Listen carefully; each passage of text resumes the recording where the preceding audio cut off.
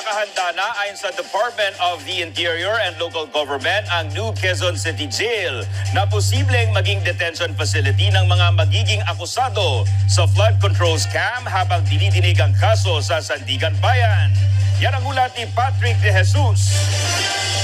Ininspeksyon ni DILG Secretary John Vic Remulla ang New Quezon City Jail sa Payatas Road. Sabi ng kalihim, handa ang mga pasilidad ng Bureau of Jail Management and Penology o BJMP na magsilbing kulungan ng mga sangkot sa maanomalyang flood control projects, lalo na ang New Quezon City Jail na pinakamalapit sa Sandigan Bayan kung saan maaaring gawin ang pagdinig sa kaso. Sa pagtataya ni Remulla, posibleng umabot sa 200 personalidad ang masasakdal na pawang district engineer, kontraktor, maging mga congressman at senador.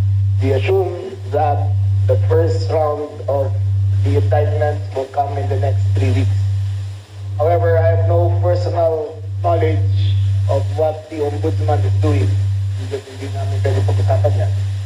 Pero base lang sa narinig ko na nakita ko, mabibigyan na ang ebidensya na pinakita ng Senado. Meron po kami mga pag-graduates, dito po lahat. Dito po namin dadalhin. We are ready po yung personal complement as well as yung facility po. Kung matuloy, ilalagay sila sa bagong wing ng New QC Jail na may 80 dormitoryo. Kada ordinaryong selda ay may double deck na kama, kubeta, lababo at shower area.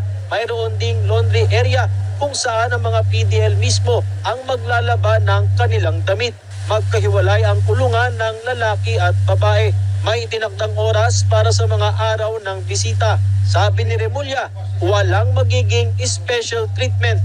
Kung may batas kayong ilabag, yung nagdanako ng 100 piso na lotion sa SM, dito kinukulong.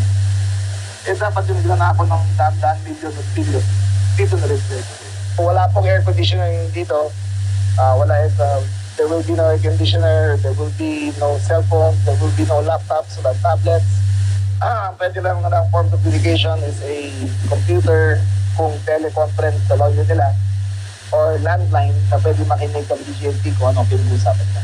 May infirmary ang jail facility na kompleto para sa medical needs ng mga detainee. Nang sa gayon ay hindi na sila kailangang i-hospital arrest sa ibang lugar.